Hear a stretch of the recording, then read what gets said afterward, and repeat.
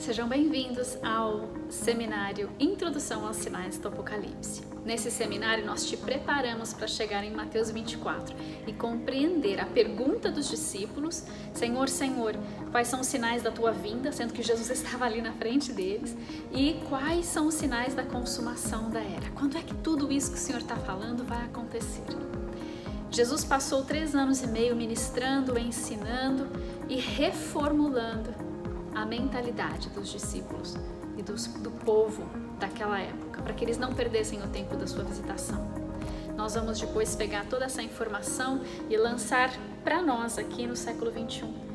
Qual é a mudança de mentalidade? Qual é a reformatação? Qual é o alinhamento que Deus está fazendo em nós, na nossa teologia, nas nossas caixas doutrinárias, para que nós também não venhamos a perder o tempo da nossa visitação agora na segunda vinda de Cristo? Quais são os sinais? Como é que nós, Igreja Gloriosa, nos prepararemos? Vamos embarcar nessa jornada juntos? Não se esqueça de se inscrever no nosso canal, ativa aí o sininho das notificações, se inscreve. E você pode nos seguir em outras mídias sociais também. E se você quiser nos abençoar, há algumas maneiras aqui embaixo pelas quais você pode fazer isso. Shalom, shalom.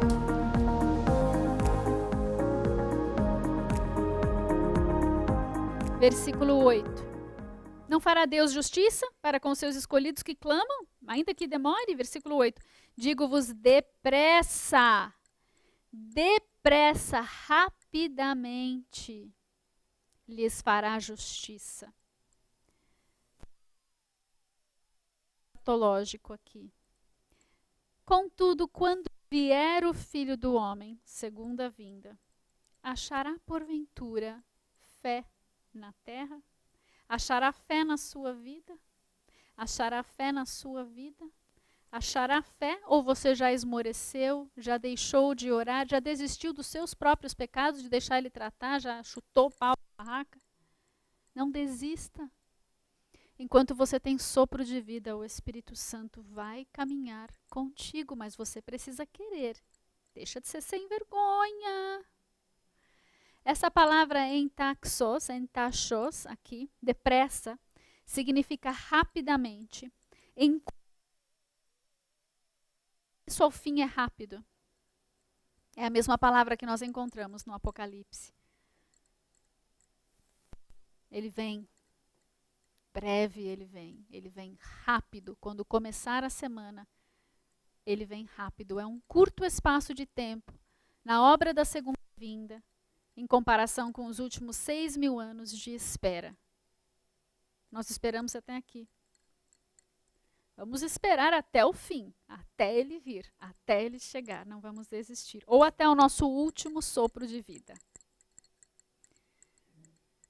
Senhor, em nome de Jesus, nós pedimos que dentre o teu povo, o teu remanescente no Brasil, dentre o teu povo, o teu remanescente em Israel, que o Senhor encontre, quando voltar, um remanescente intercessor, um remanescente que tenha fé,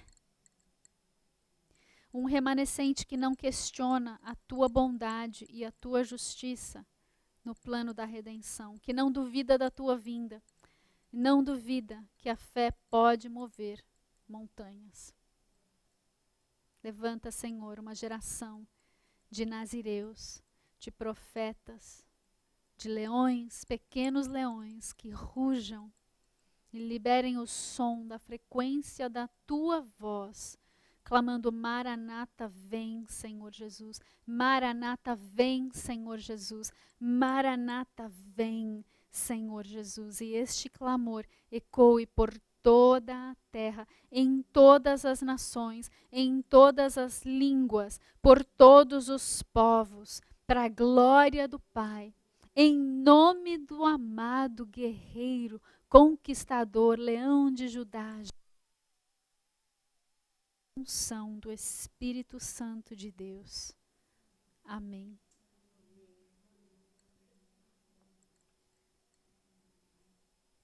Nos tempos da visitação da figueira, existe uma ordem. Nós vemos que houve 2 tabernáculos. Um o tabernáculo de Moisés, um o Templo de Salomão. Um era temporário, o outro era permanente. Um representado pela Páscoa e a primeira vinda, um representado por tabernáculos e a segunda vinda.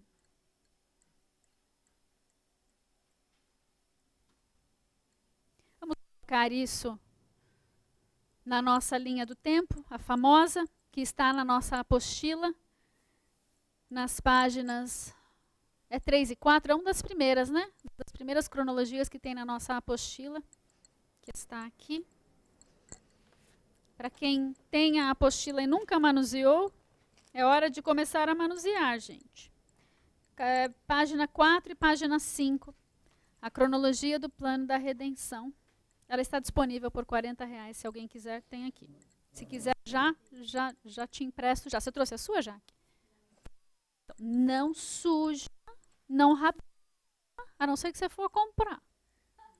Deixa ela bonitinha aí. Amor. Vamos entender essa linha do tempo? A gente monta ela normalmente linha por linha, mas hoje a gente vai rapidinho, tá? Porque não é o nosso tema, a gente só quer colocar que normalmente nós começamos do zero, lá na queda de Adão, e o nosso zero, que seria o nascimento de Cristo, é o 4000, depois na queda, e é a cruz. A cruz não está no nascimento de Jesus, a cruz está na cruz, na morte de Jesus. Porque o plano da redenção não se deu no nascimento, se deu na morte, no sepultamento, na ressurreição e na enviada do Espírito Santo 50 dias depois. Então nós temos a era da igreja, a era atual na qual nós vivemos, os 2 dias de Oséias, culminando no ano 6000 depois de Cristo, quando o leão vem. Ou quando o cordeiro, que era leão e veio e se tornou cordeiro, vem. E entre nós temos o último 7º milênio. Para nós entendermos o que aconteceu no zero, foi a queda do homem, por isso nós começamos a contar daqui. Temos 4000 anos, os 4 dias em que o cordeiro foi provado e aprovado. O plano da redenção é entregue pelos profetas. Jesus cumpre todo esse plano na sua primeira vinda na cruz. Temos 2000 anos até a sua segunda vinda, cumprindo trombetas, expiação e tabernáculos. Aqui está o milênio e o período pós-bíblico. Muitas pessoas interpretam algumas coisas daqui para lá. Nós interpretamos no Ministério Casa da Glória tudo do fim do 7º milênio para trás. O que não temos na Bíblia é o que está por vir. O que temos na Bíblia é o plano da redenção para as eras que o Senhor nos deu nesses 7000 anos. E o estudo do Apocalipse, ele está num piscar de olhos muito menor do que uma linha. Eu pus grandezinho assim para você enxergar, senão você não ia enxergar. Mas os 7 anos, em comparação com os últimos 6000, são mínimos. Esses são os últimos 7 anos, a semana tribulacional, a 70ª semana de Daniel. E só para colocarmos aquele slide anterior aqui, o paralelo do tabernáculo de Moisés. Hoje nós somos um tabernáculo coberto de pele. Temos a eternidade da alma pelo novo nascimento do Espírito e a habitação do Espírito Santo nesse Espírito nascido de novo. Isso foi uma obra de conclusão da primeira vinda. Mas na segunda vinda, no paralelo, nós temos aí o Templo de Salomão e na segunda vinda, a eternidade do nosso corpo também será resgatada, será restaurada. Um é temporário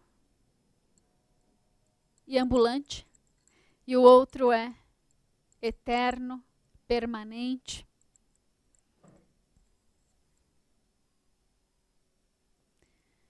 Isso tudo foi o que Jesus, é um pequeno resuminho do que Jesus estava falando. O templo vai ser destruído. Esse de pedra vai ser destruído. Ele veio abrir para os seus discípulos a realidade do reino dos céus com todas as parábolas que ele contou. Vamos então avançar um pouquinho mais para Mateus 21, de 28 a 32. Nós vemos que as autoridades de Israel insolentemente, constantemente vêm afrontar a Jesus, perguntando de onde vem a autoridade dele, questionando todos os milagres e maravilhas que ele está fazendo. E nós entendemos que a prioridade nessa parábola dos dois filhos é que eles são chamados para trabalhar na vinha. Essa é a prioridade dessa parábola. E nós também somos chamados como trabalhadores da vinha, para a seara. E a seara é o mundo em que nós vivemos. O primeiro filho, tem algumas vertentes de interpretação aqui, mas o primeiro filho, ele chama e o primeiro não vai. Não vou.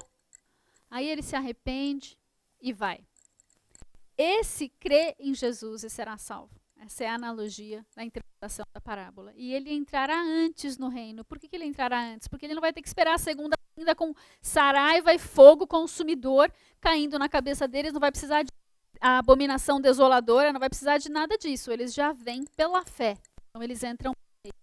Mas haverá outro, o segundo filho que ia, mas não foi. Esse representa as autoridades religiosas dos dias de Jesus. E inicialmente diz que vai, mas não vai, desobedece, e ele não crê em Jesus como Messias. Então as autoridades, elas estavam ali prontas para fazer e acontecer, e no templo, e as obras, e a lei e tudo mais, mas quando chegou, eles tinham falado que iam, mas aí falaram, não, mas com você a gente não vai. Esses que permanecem até hoje nessa mentalidade, as autoridades dos que rejeitam a Jesus, dentre a figueira e Israel, eles vão ter de esperar a segunda vinda e vão com dor, com muita dor. Mas em nome de Jesus, vão. Os que entrarem, entrarão depois, entrarão na segunda vinda. Pensa na conexão Apocalipse, 1260 dias da mulher fugindo para o deserto, sendo alimentada e nutrida por Deus, Apocalipse 12, por 1260 dias, certo?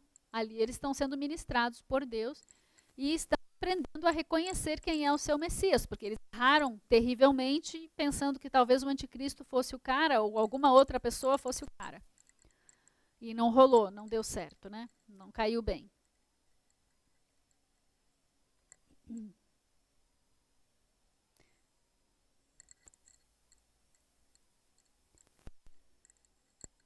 Principalmente, primordialmente, novamente a gente vê que na parábola é enfatizada a colheita, estamos falando de eternidade, de colheita dos últimos dias, e o reino de Deus.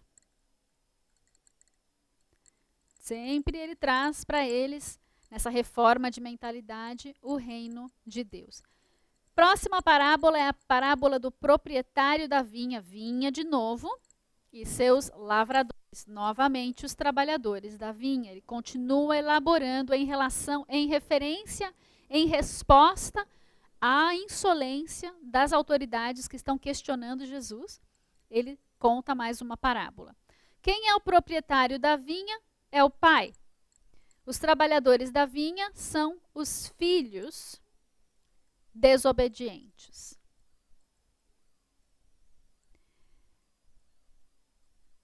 O tempo dos frutos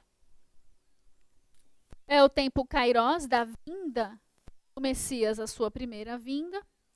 E o proprietário envia os profetas ou envia os discípulos, dependendo de que, para a sua aplicação da parábola, se ela é para eles lá na primeira vinda ou para nós na segunda vinda. O que acontece se eles matam os servos, o que o pai faz? Vou enviar o filho porque a esse eles vão obedecer, né? Eu só quero o quê? O fruto. O que Jesus veio procurar na sua vinha? Fruto. Fruto de vidas, fruto de corações, fruto de arrependimento.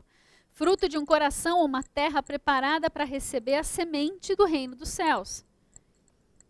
Mas ele não encontrou. Os lavradores maus ferem e matam tanto os servos como cobiçam a herança do filho. Olha que coisa. É o filho. Se a gente matar o filho, a gente fica com a herança dele. Que pensamento mais torpe e totalmente fora do esquadro da palavra. Não raciocinaram, né? Eles querem a herança do proprietário. Ou seja, ao invés de aceitar o Messias que Deus tem, eles vão forjar o seu próprio, vão fazer, vão criar. Como assim eles querem a herança sem o Messias? Bom, não consigo entender, minha cabeça não alcança. A resposta de Jesus vem com o texto do versículo 42, dizendo que ele é a pedra angular que é rejeitada pelos construtores. A vinha que é Israel, a humanidade, a colheita de vidas, é tirada dos lavradores maus, dos primeiros sacerdotes, das primeiras autoridades, dos primogênitos que deveriam receber, e é entregue a outros lavradores, que aqui são o remanescente dos judeus do primeiro século e os gentios que eles alcançariam pelos próximos 2000 anos, que vão agora produzir os frutos do reino, arrependimento, fé, obra, santidade, reconhecimento do Messias, vidas, etc. Tudo para o reino. E o tema, de novo, reino de Deus e colheita.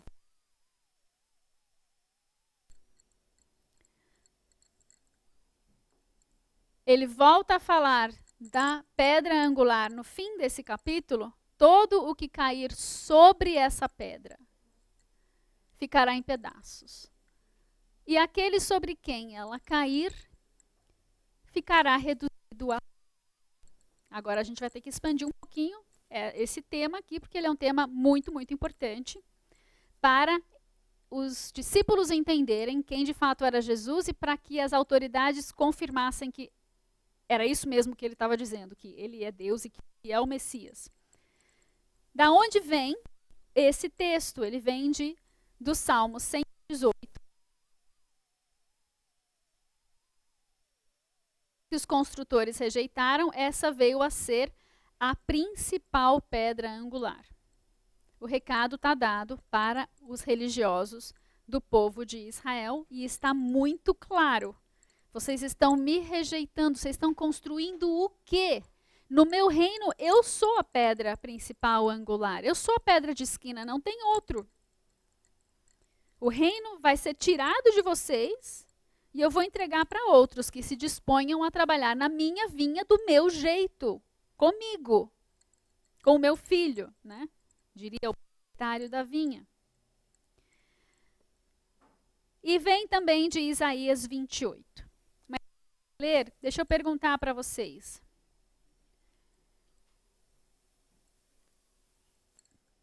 Essa linguagem que Jesus falou, da pedra angular cair em cima deles, a linguagem ela é primeiro da vinda. Vamos ler o contexto de Isaías 28 para ver o que o texto nos diz. Primeiro, deixa eu só mostrar para vocês que isso é uma pedra de esquina e isso é uma pedra angular. Também de esquina, ok? Essa é uma das versões dela. Repara na linguagem. Ouvi, pois, a palavra de Yahvé, homens escarnecedores, que dominais este povo que está em Jerusalém. Olha o texto que Jesus citou para as autoridades do povo de Israel. Veja se eles não entenderam, né? Olha o contexto. Homens escarnecedores que dominais esse povo que está em Jerusalém. Não dá para ser mais claro do que isso. Vocês dizem, fizemos aliança com a morte e com o Hades, com o Sheol, fizemos acordo. Quando passar o dilúvio do açoite, uma referência à tribulação dos últimos dias, ela não chegará a nós, porque por nosso refúgio temos a mentira e debaixo da falsidade nos temos escondido. Era isso que Jesus estava falando para eles. Imagina como eles não ficaram ofendidos, óbvio, né? Portanto, porque vocês fazem isso, diz Yahvé Deus. eis que eu assentei em Sião uma pedra já provada, pedra preciosa de esquina ou pedra angular, para um firme fundamento. Aquele que crer não foge dela. Não se abala, não se apressa, não se perturba, não treme na base. Farei do juízo a régua e da justiça o prumo. A saraiva varrerá o refúgio da mentira. Pode ser até um bunker. E as águas arrastarão o esconderijo. A vossa aliança com a morte será anulada e o vosso acordo com o Sheol, com o Hades, não subsistirá. Você pode fazer acordo com o anticristo, com as trevas, com o capiru, com qualquer entidade que for. É esse trem aí. Não vai adiantar. Porque Deus é soberano criador e Ele é maior do que todos os outros juntos. Quando o dilúvio, a varredura, o transbordar, a purificação do açoite, do juízo passar, sereis esmagados por ele. A pedra esmagará. Que linguagem é essa? Primeira ou segunda vinda? Sem medo de responder que é segunda vinda. Eles não sabiam ainda. Mas é segunda vinda. O que é então? Aqui ele já está dando para nós um sinal claro, mais um, do juízo. Você vê todas as parábolas do capítulo 1 ao capítulo 23, 24, 28 de Mateus, todos os evangelhos, Jesus está sempre enfatizando o tema da segunda vinda, que é o tema do juízo. E ele traz 2000 anos para nós nos arrependermos. O que é uma pedra de esquina? É essa pedra aí, onde está a cruz. Ok? Essa é uma pedra fundamental. Ela é a base do prédio. Ela é posicionada na junção de duas paredes ou muros perpendiculares. Então, ela é a união disso com isso.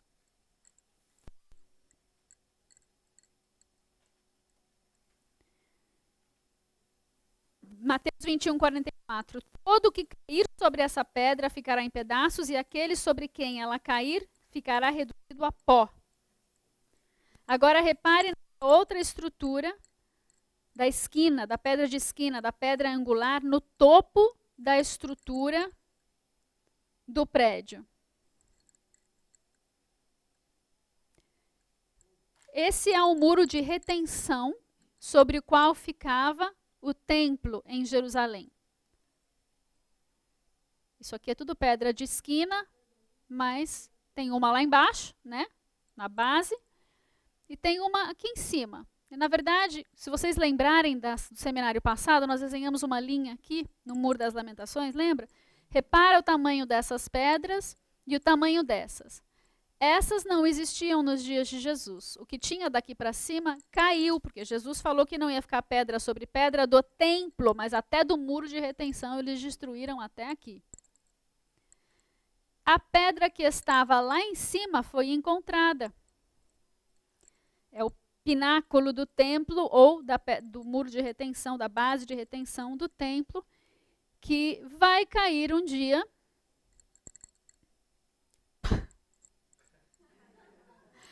E vai despedaçar aquele que tentar cair sobre ela. A pedra lá de cima é essa pedra aqui.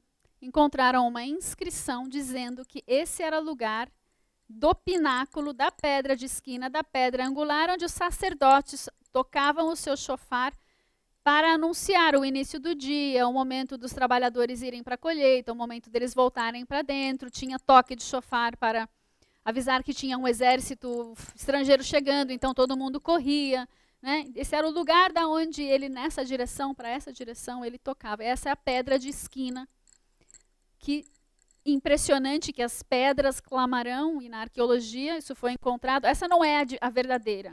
Porque lógico que alguém ia defraudar a inscrição em hebraico, né? Então eles fizeram uma cópia, uma réplica idêntica, e a verdadeira está no museu. O que aconteceu em 70 depois de Cristo foi que aquela geração acabou sendo destituída, esmagada, despedaçada pelo exército romano. Jesus disse que não ficaria pedra sobre pedra, e de fato não ficou pedra sobre pedra. Aliás, vocês lembram?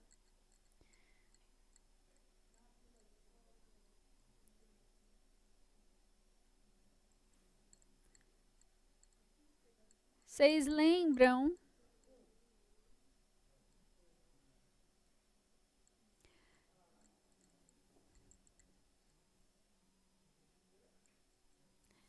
Vocês se lembram desse lugar aqui, quem veio na semana passada? Quem se lembra disso aqui? As lujinhas. E o que tinha que passava aqui por cima? O arco de Robson, que fazia parte da estrutura das escadarias por onde eles subiam dessa rua de Logínias. Essa rua é do 1º século. Aqui você pode dizer, quando você for a Jerusalém, você pisa lá e fala, Jesus pisou aqui. São poucas as oportunidades que você vai ter, mas essa é uma rua recém-construída. Quando chegou em 70, recém-construída é menos de 100 anos, né?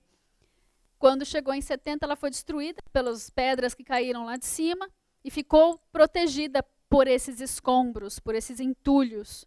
Construíram por cima, por cima, por cima. Quando os arqueólogos encontraram o piso original, não muito destruído, não com muitas rodas, porque na pedra com pedra, né, as carroças e etc., deixavam ranhuras na pedra, gastavam. E essa muito gasta, então ela não tem muitas décadas, não tem um século. E essas lujinhas aqui faziam parte desse comércio pré-entrada no templo. Jesus expulsou os mercadores de dentro do templo. Mas tinha mercadores aqui fora também nas lujinhas. Outra pedra angular é aquela pedra ali de cima. A pedra principal, novamente, todo o que cair sobre ela ficará em pedaços. São as bases da igreja, os fundamentos. Quem se lembra? A igreja ela é fundamentada, edificada sobre o fundamento. Para de ser só você. Sobre o fundamento dos... Vou começar a dar tudo para ela. Sobre os fundamentos dos apóstolos e profetas. Então, se vem alguém e quer destruir esses fundamentos dos apóstolos e profetas por meio de calúnia, difamação, perseguição, o que quer que seja, o que vai acontecer com ele? Essa foi a minha única versão encontrada de alguém que pudesse vir destruir as bases. Os apóstolos e profetas vão permanecer, ainda que morram, viverão. Mas aquele que se levantar contra eles serão esmagados pela pedra angular, que é Jesus. Ai, que terrorismo! Gente, a palavra de Deus é a palavra de Deus. Se não gostou, cote. Nós queremos crer num Jesus maravilhoso, Salvador, Redentor, glorioso, Deus, homem, Deus, que faz tudo por nós, que é nosso esposo, nosso amado, é fiel, pode curar enfermos, pode curar o câncer, curar doenças neurológicas, pode levantar um morto, mas nós queremos só essa parte boa. A gente não quer o resto. É outro evangelho esse, é outro Messias.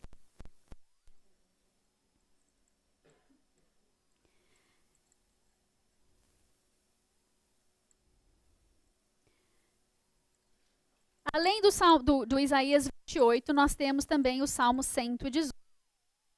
Idêntico ao texto que nós lemos em Mateus 21. Esse salmo é atribuído ao rei, ele é atribuído ao rei de Israel, talvez Davi, talvez Salomão. Ele menciona o templo, que é a casa de Yahvé, e a festa dos ramos. A festa e os ramos, a Páscoa, né? Igual lá no Salmo 100.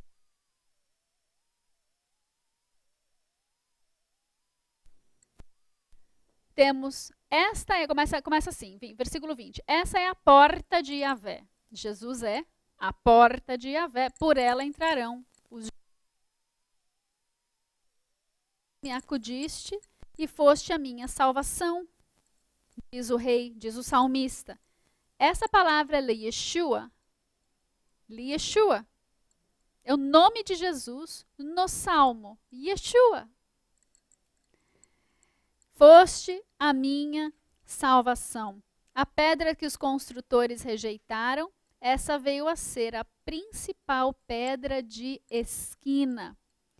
Isso procede de Yahvé e é maravilhoso aos nossos olhos. Jesus até cita e fala, é maravilhoso demais aos seus olhos?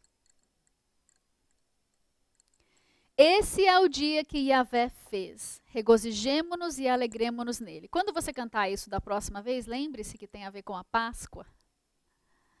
Esse é o dia. Pois é, esse mesmo. Salva-nos, Hoshiana, te pedimos. Ó Yahvé, concede-nos prosperidade. Bendito o que vem, Baruch haba Bashem Adonai.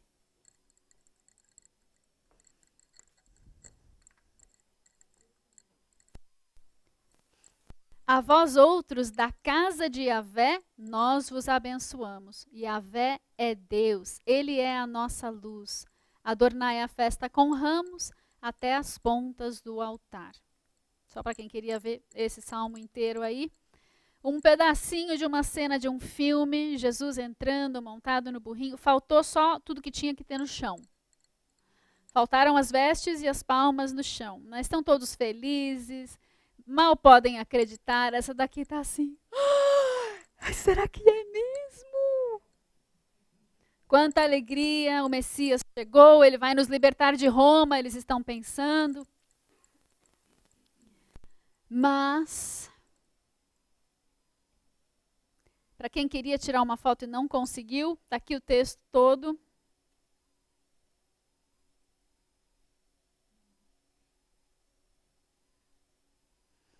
Depois que eles entram, ele chega lá para expulsar os mercadores e diz, a minha casa será chamada casa de oração, mas vocês transformaram num covil de salteadores, de ladrões. E ele demonstrou o que deveria ser, de fato, a casa do Pai. Um lugar de cura, de libertação, porque ele veio para curar os enfermos, libertar os cativos, limpar os leprosos, purificar os leprosos, apregoar o ano aceitável do Senhor. E foi isso que ele fez nos seus 3 anos e meio de ministério. E aí ele pergunta para os fariseus, escuta, vocês não ouviram falar da pedra? Essa pedra vai esmagar vocês. Ó, é maravilhoso demais aos seus olhos? Vai cair tudo isso, não vai ficar pedra sobre pedra. Mas se vocês se levantarem contra esta pedra angular, ela vai esmagar vocês. Para quem não entendeu ainda, Jesus é a pedra angular. Sim, sim, teacher. Cuidado para não ficar embaixo. Cuidado para não cair em cima dela e não deixar ela cair em cima de você. Seja parceiro de Jesus.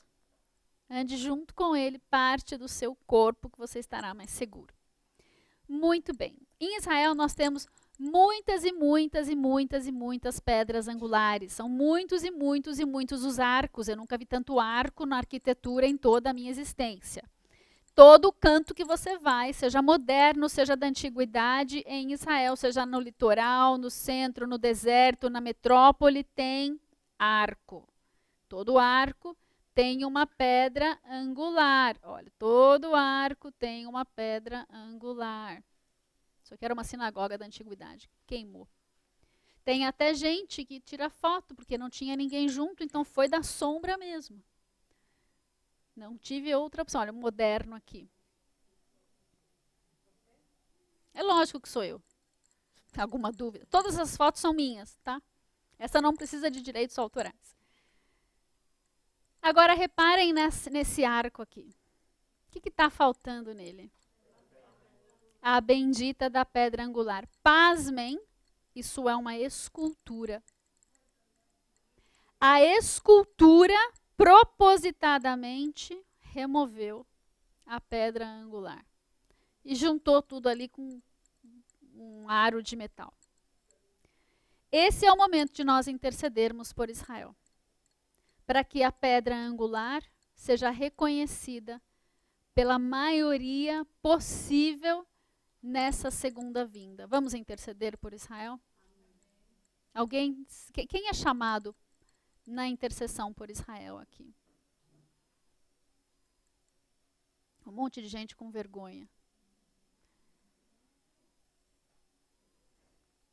Eu vou orar curto e grosso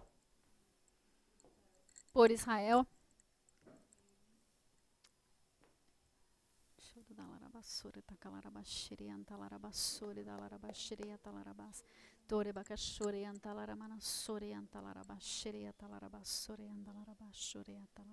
Pai, nós abençoamos Israel, tua figueira, teu primogênito.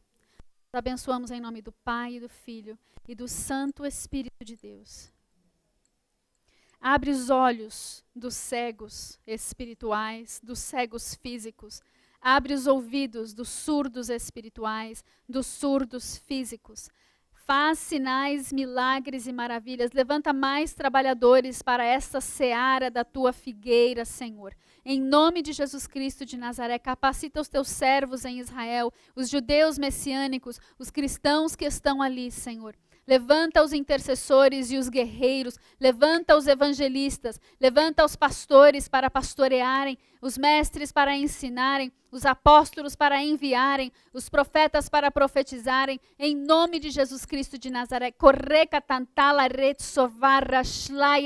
Seja a casa de Israel luz para os povos, luz para as nações, levando a mensagem do reino de Deus.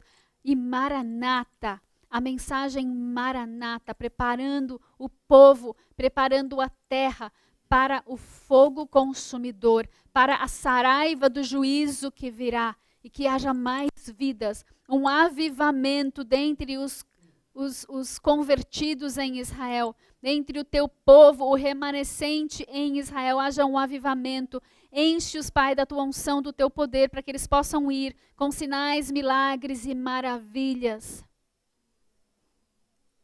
Haja salvação em Israel, haja libertação em Israel, haja corações, terra boa, terra fértil para receber a semente do reino, a palavra do reino, em nome de Jesus.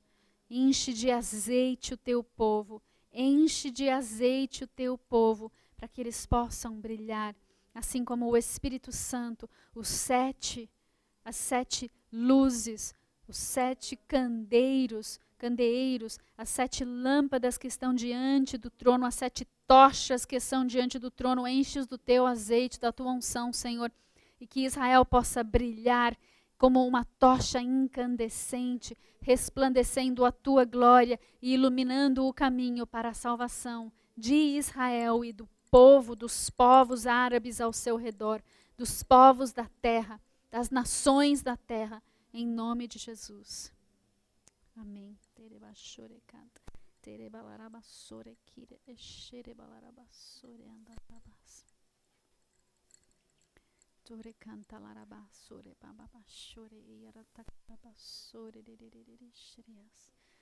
O estabelecimento do governo de Cristo em Israel e a honra do povo para com o cabeça, a pedra fundamental do povo e da terra, em nome de Jesus.